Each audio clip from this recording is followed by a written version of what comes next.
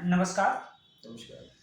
Sir, एक भव्य कार्यक्रम हो रहा है शिव महापुराण कथा का, और गुरुजी पंडित प्रदीप मिश्रा जी के द्वारा कार्यक्रम हो रहा है, जो कि रायपुर में, छत्तीसगढ़ में भी कार्यक्रम चल रहा, वहाँ अपार भीड़ है। यहाँ पर गौरक्षा हेल्पलाइन ट्रस्ट के संरक्षक और आप उसके प्रमुख और पूरी गौरक्षा की टीम भी यहाँ निरंतर लगी हुई है। तो कार्यक्रम को किस रूप में 16 से 22 के रूप में यहाँ की जनता देखेगी और क्या उसका स्वरूप होने वाला है, उसके बारे में थोड़ा सा हम लोगों को अवगत कराएं। पांडे जी, यहाँ के आयोजक श्री ललित तिवारी और उन्हीं के रिश्तेदार श्री जितेंद्र शुक्ला जी को कथा का कार्यक्रम सौंपा है महाराज जी ने। उनके द्वारा कथा के लिए प्रस्तावित जगह जो आपकी स्मार्ट सिटी में, जो हाईवे सिटी में है, उसमें आयोजन किया हुआ है और उन्होंने अपने हिसाब से तो काफी व्यवस्था कर रखी है। लेकिन मुझे ऐसा लग रहा है कि उनकी भीड़ को देखते हुए यहाँ की व्यवस्था हमें बहुत कम नजर आती है। हम समय समय पर उनके पास जा करके उनसे मिल रहे हैं, उनको प्रोत्साहित कर रहे हैं। और ये हमारे बाबा आनंदेश्वर जी और महाराज ये जागनौ के सिद्धनाथ जी की हमारे कानपुर में महान कृपा है। ये कानपुर के वासियों का सौभाग्य है जो प्रदीप मिश्रा जैसे इंटरनेशनल अंतर्राष्ट्रीय कथावाचक हमारे कानपुर में आ रहे हैं। ये कानपुर के नगर वासियों का सौभाग्य है जो शिव कथा, शिव पुराण की कथा कानपुर में होने जा रही है। आज तक जहाँ जहाँ पंडित प्रदीप मिश्रा जी की कथा हुई हो, चाहे इंदौर हो, चाहे सीहोर हो, चाहे भोपाल हो, मंदसौर हो और या रायपुर हो, हर जगह उन्होंने जहाँ जहाँ कथा की है, इतना अपार भीड़ का सैलाब आता है कि जिसका हम लोग साधारण को अपने मुख से बता नहीं सकते हैं कि कितनी जनता आती है और कितना आदमी सुनने आता है।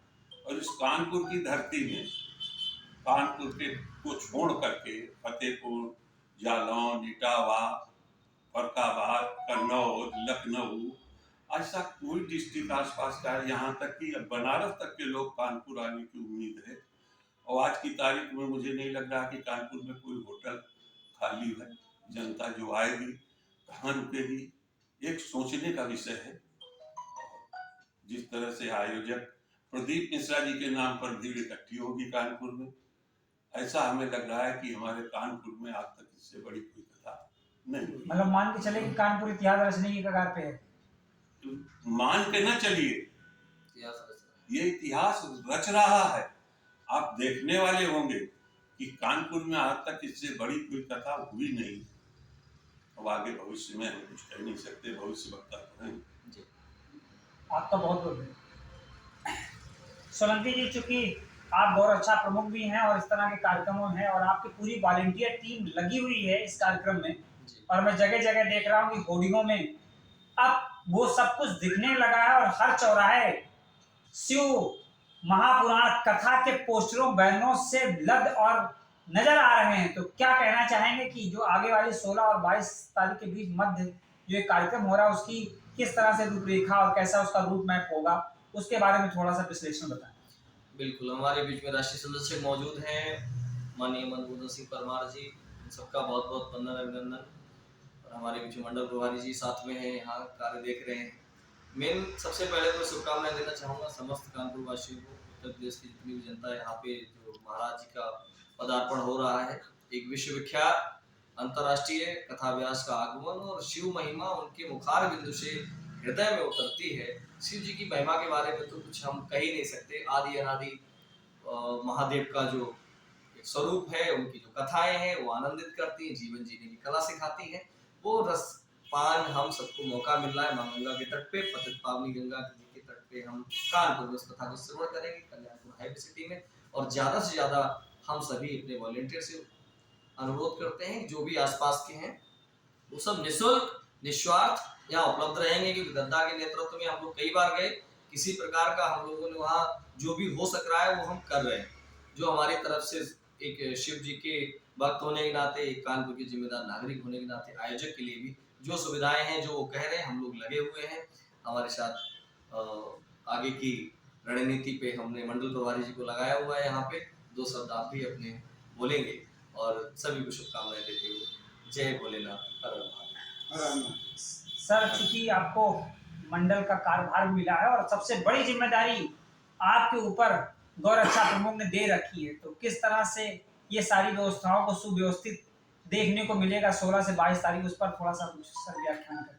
जी धन्यवाद। मैं आपको बताऊं कि कल से जो मेरा प्रमुख रहेगा वो ये कि मैं आनंदेश्वर मंदिर पर जाऊंगा, वहाँ के मान जी से मिलूंगा, बलखंडेश्वर जाऊंगा, सिद्धनाथ जी जाऊंगा और खेरपति जो यहाँ पे है मंदिर भगवान शिव का बहुत अच्छा है, और खेरेश्वर मंदिर शिवराजपुर जो कि आप समझिए कि 5 सिद्धपीठ में से एक है, वहाँ भी मैं जाऊँगा और हर मंदिर में जाकर जितने भी महान हैं उनसे मिल करके इसकी चर्चा करूँगा और उनसे अनुरोध भी करूँगा कि वहाँ के भक्तों को सूचित करा दें। और वैसे तो क्या कहूँ कि जितने भी ये शिव भक्त हैं, ये यहाँ के बड़े पागल शिव भक्त हैं, ये अपने आप पहुँचेंगे, आप देखिएगा। ये बैनर को जरा सा देख लेंगे, क्योंकि शिव पुराण की कथा ये हमेशा नहीं होती, ये कभी कभार बड़े दुर्लभ तरीके से कभी हो गई, साल 6 महीने में एक बार तो हो गई, नहीं तो 6-6 साल 7-7 साल 8-8 साल बाद ये कथा का नंबर आया। और कानपुर के शिव भक्त, और खासकर मैं कहना चाहूँगा कि आनंदेश्वर मंदिर के जो शिव भक्त हैं, उनको पागल का मतलब ये है कि वो इतने बड़े शिव भक्त हैं कि वो समय से पहले पहुँचेंगे और समय के बाद तक लोगों को, मतलब ट्रैफिक है, ट्रैफिक जाम से भी मुक्ति दिलाएंगे और बड़े अनुशासित हैं, लाइन लगवा देंगे, मतलब उनको जरा भी कहीं अव्यवस्था दिखेगी तो वो उस रूप में भी एक सहयोग करेंगे कि भीड़ को नियंत्रण करना और लोगों को अच्छे से निकालना। मतलब हम ये मान के अच्छे से चले प्रवेश कि करना। मंदिरों से शिव भक्त के रूप में शिव सैनिक भी निकलेंगे और कहीं ना कहीं इस कार्यक्रम को सुव्यवस्थित करने में आपकी पूरी मदद करेंगे। हाँ, शिव सैनिक तो नहीं कहेंगे, लेकिन शिव भक्त जरूर उन्हें कहेंगे। और वो मुझे पूरी व्यवस्था है, क्योंकि आनंदेश्वर मंदिर आप क्या समझ रहे हैं, बहुत छोटी सी गली से होकर गुजरता है, लेकिन वहाँ लाखों और करोड़ों की भीड़ निकल जाती है और पता नहीं चलता, इतनी अच्छी व्यवस्था है वहाँ, इतने अनुशासित शिव भक्त हैं। अब शिव भक्तों के बारे में क्या कहना है, वो हर हाल में खुश रहते हैं, गिर पड़े तो खुश, और भगवान शंकर को दूध चढ़ाए तो खुश। बहुत ही मतलब उनका एक स्नेह शिव जी से है और पूरी व्यवस्था देखेंगे।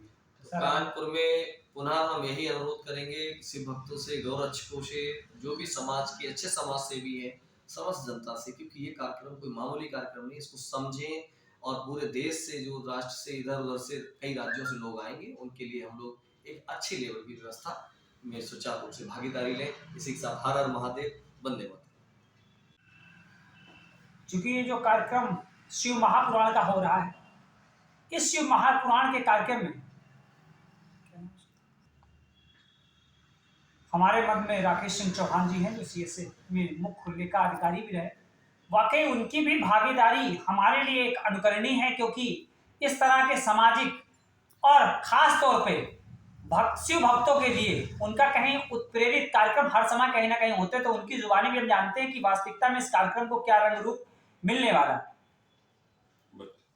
ये हमारे यहाँ जो 16 तारीख से प्रदीप मिश्रा जी का कार्यक्रम हो रहा है, उसमें हमारे सीएसए के काफ़ी लोग जो हैं भागीदारी कर रहे हैं। मेरा गांव भी यहाँ से 30 किलोमीटर दूर है, वहाँ भी काफ़ी शिव भक्त हैं, वहाँ भी हमने सबको बता दिया है और ज़्यादा से ज़्यादा वॉलंटियर देने की हमने व्यवस्था की है। हमने दुकानदार से भी बोला है, वो भी निःशुल्क वहाँ व्यवस्था बनाएगा।